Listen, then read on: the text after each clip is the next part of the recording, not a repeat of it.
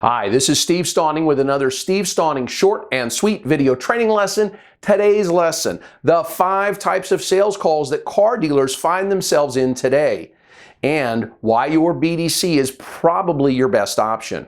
Now, it's important to understand that with today's connected customer, there are only a few types of phone calls that your team's even going to find themselves in.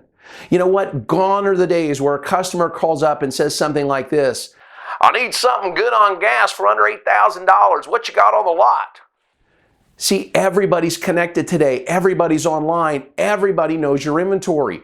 Today's consumer, whether they're a millennial or a baby boomer, has already done their research. They've looked at more than 20 different sources of information during their 19 hours of research before they ever picked up the phone and called your team.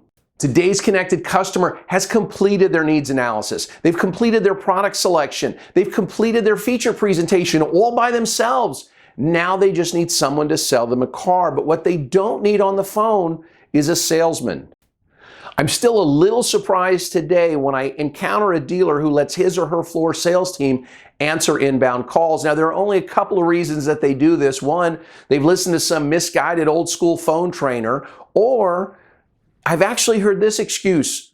I had a dealer tell me that they give the floor team the inbound calls because they need the team to have something to do, regardless of the fact that they can't answer the phones properly. The fact is that most callers to your dealership only want to schedule a test drive. They really do. They want to know if the vehicle's there. They want to schedule a test drive because they want to buy the car. See, most floor salespeople go into full-on salesman overdrive on the phones, and their closing percentage is about 1/5 of what a disciplined BDC can provide.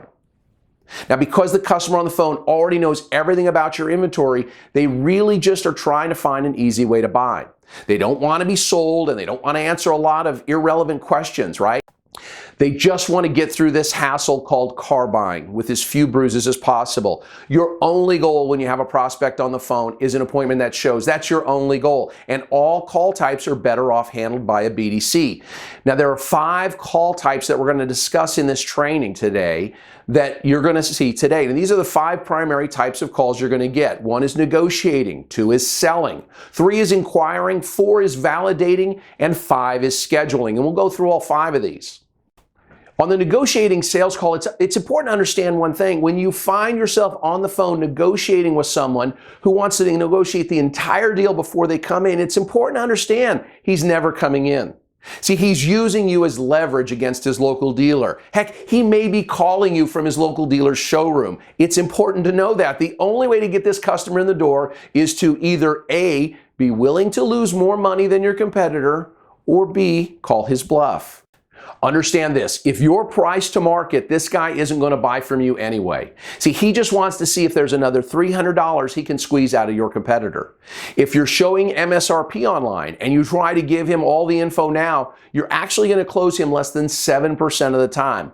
Our studies show that sending the completed deal to someone who's not in the dealership results in a sale only 6.2% of the time. That's pitiful.